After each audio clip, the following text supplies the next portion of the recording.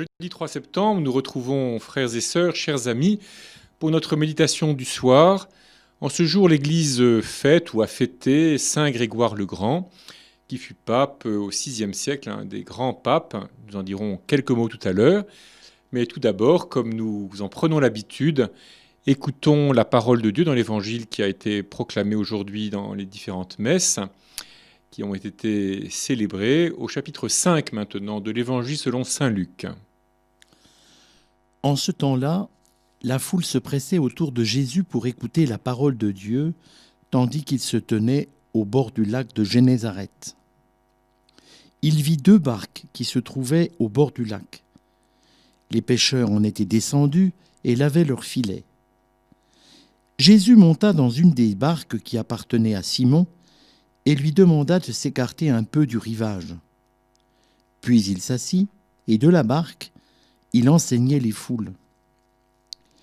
Quand il eut fini de parler, il dit à Simon : « Avance au large et jetez vos filets pour la pêche. » Simon lui répondit : « Maître, nous avons peiné toute la nuit sans rien prendre, mais sur ta parole je vais jeter les filets. » Et l'ayant fait, ils capturèrent une telle quantité de poissons que leurs filets allaient se déchirer. Ils firent signe à leurs compagnons de l'autre barque de venir les aider. Ceux-ci vinrent, et ils remplirent les 2 barques, à tel point qu'elles enfonçaient.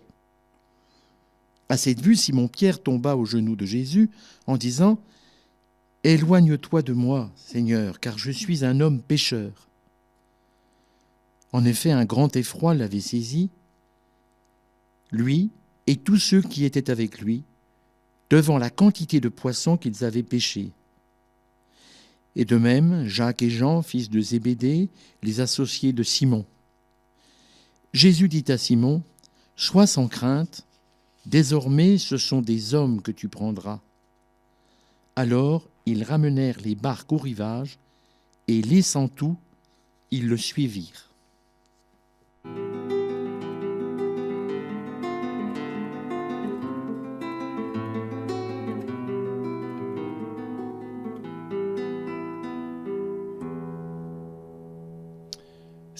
Saint Ignace de Loyola, le fondateur des Jésuites, lorsqu'il invite à prier, recommande de se représenter la scène. C'est une manière de prier à partir de l'Évangile. Il y en a d'autres, mais celle-ci est assez féconde et utile.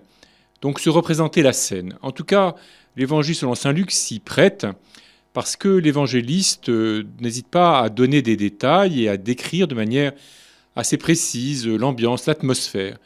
Donc nous voyons le bord du lac, nous voyons, il faut s'imaginer un bord du lac assez désert, une plage, disons, et puis une foule assez nombreuse qui vient pour entendre Jésus, pour écouter la parole de Dieu. Chez saint Luc, donc, nous l'avons entendu depuis lundi, il y a une insistance sur le fait de cette parole de Dieu qu'il s'agit d'écouter avant tout, et par laquelle il s'agit de se laisser modeler, voire transformer. Et donc la foule a eu sa curiosité aiguisée, et elle cherche Jésus en quelque sorte, et elle cherche à s'approcher de lui pour entendre cette parole. Et la foule est si nombreuse que Jésus choisit d'aller sur une barque qui se trouve appartenir à Simon, dont il a libéré la belle-mère de la fièvre, pour pouvoir parler à la foule en prenant un petit peu de distance et sa voix se répercutant sur l'eau, de manière à ce que les auditeurs puissent entendre assez nombreux. Après, ceux qui étaient vraiment loin, eh bien, comment faisaient-ils ? Ils entendaient ce que d'autres leur rapportaient, sans doute. Voilà, donc il nous faut visualiser cela. À la fin de cette prédication, il est caractéristique que saint Luc ne nous décrit pas, ne nous raconte pas ce que Jésus a dit ce jour-là. Il y aura d'autres moments où l'évangéliste va nous dire le contenu de la prédication de Jésus, mais là, il ne détaille pas. Mais Jésus, en quelque sorte, à la fin de sa prédication, de son entretien, va payer en quelque sorte le loyer de la barque, on pourrait dire cela, en invitant Simon à aller pêcher de nouveau. Voilà, vous avez entendu cette formule, dont on voit bien qu'elle a un sens tout à fait matériel, avance au large. Il s'agit d'aller un petit peu au large pour pouvoir jeter des filets et tirer des poissons et avoir quand même une journée de travail alors que Jésus a mobilisé sa barque pendant un certain temps. Mais en fait, nous comprenons bien aussi qu'il y a un sens, disons, spirituel. Avance au large, avance au loin, avance vers la profondeur. Voilà, en latin, ça se dit duc in altum.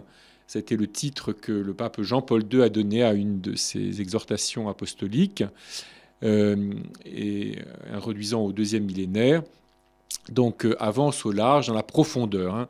En latin, altum, c'est la hauteur, mais c'est aussi la profondeur. Donc voilà, il s'agit de quitter nos petits rivages étroits, étriqués, et d'oser partir au loin, au large, dans les profondeurs de notre cœur, dans les grands espaces de la vie intérieure, mais aussi de la charité, de la générosité, etc. Et nous connaissons bien cette scène, donc là, ce que nous appelons souvent assez facilement la pêche miraculeuse, donc des filets pleins à craquer, des poissons qui font déborder les barques. Il faut voir la barque, il faut voir ça d'ailleurs, parce que c'est assez presque cocasse. Qu'est-ce que font tous ces hommes au milieu de tous ces poissons? Ça peut être très, très, très commode. Mais ce qui est peut-être le plus important, c'est que Pierre tomba à genoux et que nous entendons pour la première fois, donc écarte-toi de moi, Seigneur, car je suis un homme pécheur. Peut-être là que dans l'Évangile selon saint Luc, nous entendons pour la première fois évoquer le péché. Voilà, et notre époque n'aime peut-être pas beaucoup cela. Je ne sais pas si les époques précédentes aimaient beaucoup plus, mais en tout cas notre époque n'aime pas forcément beaucoup. Mais voilà, devant l'abondance des poissons, qui indique que Jésus vient tout à fait apporter tout à fait autre chose que simplement le paiement de la mobilisation, de l'utilisation de la barque. Il y a tellement de poissons, je ne sais même pas comment, sur le marché de Capharnaüm, il y a dû y avoir une chute des cours, vous voyez, enfin, on est au-delà de ce qui est nécessaire, de ce qui est utile.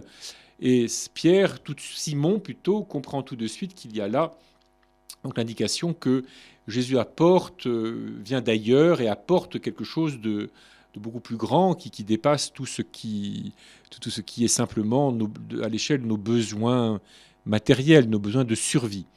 Voilà. Il ne s'agit pas pour Jésus de nous aider à survivre, il s'agit pour Jésus de nous aider à vivre.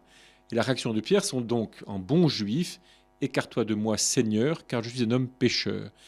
Il est toujours redoutable de voir Dieu s'approcher de nous, parce que toujours, forcément, il va nous demander quelque chose, il va nous entraîner plus loin, et pas forcément là où nous avons spontanément envie d'aller, dans une aventure qui nous dépasse. C'est ce qui est arrivé à Moïse, c'est ce qui est arrivé à Abraham, c'est ce qui est arrivé à tous ceux à Jérémie, le prophète, ou à Isaïe, à tous ceux que Dieu a choisis pour servir son œuvre, sont trouvés entraînés dans une aventure beaucoup plus grande qu'eux, dans laquelle ils se sont largement dilatés et épanouis, ce qui fait qu'on se souvient d'eux et que nous les admirons, mais cela a dépassé évidemment leurs forces humaines et surtout, cela a révélé ce qu'il y a en nous de contracté, de nécrosé, ce qu'il y a en nous de manque de générosité, de confiance, ce qu'il y a en nous de peur, ce que Pierre exprime, ou Simon exprime en disant « Je suis un homme pécheur ».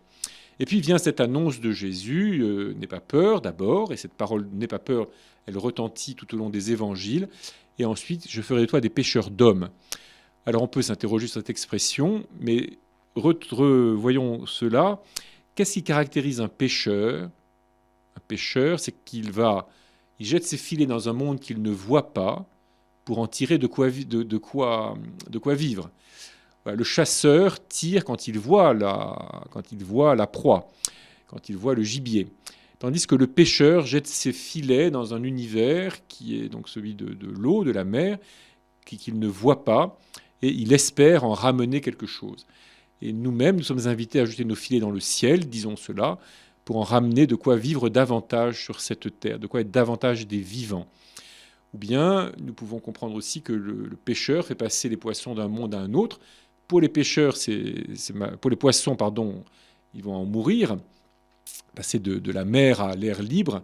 Mais pour les hommes qu'il s'agit de pêcher, il s'agit au contraire de passer du monde qui ne peut que aboutir à la mort et finalement au néant, à la vie qui peut conduire à la plénitude de la vie. Et c'est bien cela, le service, si l'on peut dire, que Jésus veut nous rendre et auquel il veut associer ceux qu'il choisit, en l'occurrence donc Simon, et puis nous l'entendrons aussi André, son frère, et Jacques et Jean, les fils de Zébédée. Alors prenons quelques instants pour regarder cette scène avec notre imagination, en nous servant de notre imagination. Repérons cette scène et entendons ces paroles étonnantes de Jésus. Voyons d'abord Jésus qui parle à la foule depuis la barque, et la foule qui est avide d'entendre la parole de Dieu. Et puis Jésus qui dit à Pierre, à Simon, avance au large, la petite discussion que nous connaissons. Et puis cette confession de Pierre, voilà, écarte-toi de moi, Seigneur, car je suis un homme pécheur. Méditons cela quelques instants.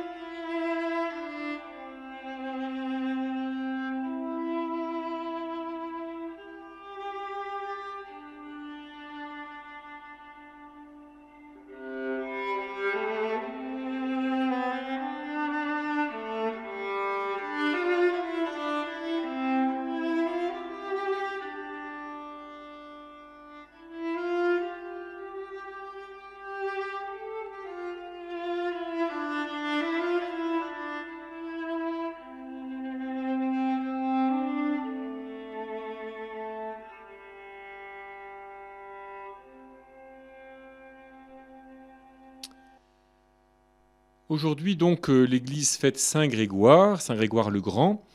Et il est providentiel qu'en ce jour, nous entendions ce passage de l'Évangile selon Saint Luc, qui est celui qu'on peut dire l'appel, la vocation, l'appel de Simon, qui va devenir Pierre.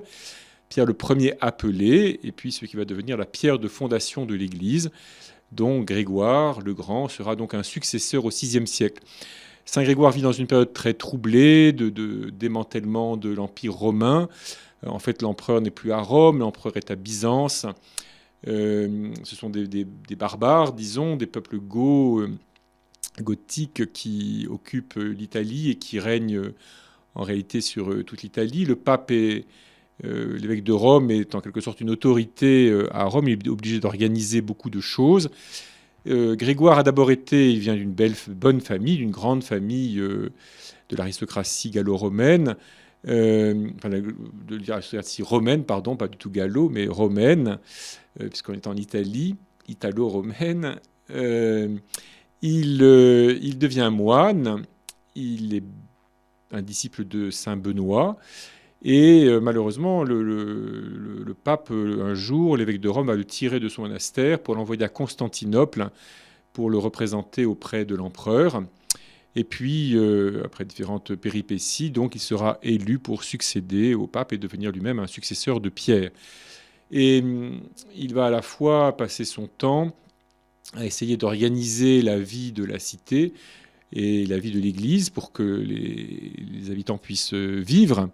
Il va quand même se préoccuper des missions. Il va envoyer des missionnaires dans ce que nous appelons l'Angleterre pour aller évangéliser les barbares qui viennent d'y arriver, les peuples nouveaux qui viennent d'y arriver, donc les Angles et les Saxons. Et puis, il va aussi commenter la parole de Dieu de toutes sortes de manières. On possède un certain nombre de ses sermons, on possède beaucoup de ses commentaires d'Ézéchiel, de Job et quelques autres encore. C'est un homme dont l'activité va être multiple. On lui attribue le chant dit grégorien, c'est sans doute lui attribuer beaucoup, mais il va contribuer aussi à organiser la liturgie à Rome et à partir de là dans l'Église entière.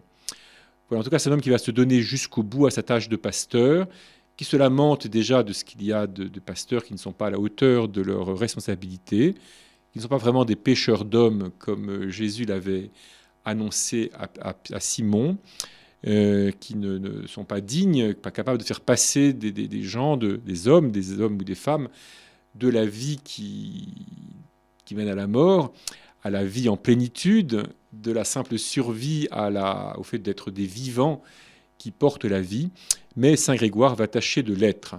Il est intéressant de repérer que le nom de Grégoire en grec veut dire le veilleur, celui qui veille. Et il incarnera vraiment son nom parce que il se comprendra lui-même comme un veilleur qui guette l'aurore, c'est-à-dire qui attend et qui prépare tout le monde pour être prêt pour le jour de la venue du Seigneur. Ensemble donc, tournons-nous vers Dieu le Père et confions-lui notre vie, que nous puissions passer de la simple survie à la vie en plénitude. Notre Père, qui es aux cieux, que ton nom soit sanctifié, que ton règne vienne, que ta volonté soit faite sur la terre comme au ciel. Donne-nous aujourd'hui notre pain de ce jour, pardonne-nous nos offenses, comme nous pardonnons aussi à ceux qui nous ont offensés. Et ne nous laisse pas entrer en tentation, mais délivre-nous du mal. Dieu qui prend soin de ton peuple et le gouverne avec amour, écoute la prière du pape Saint Grégoire.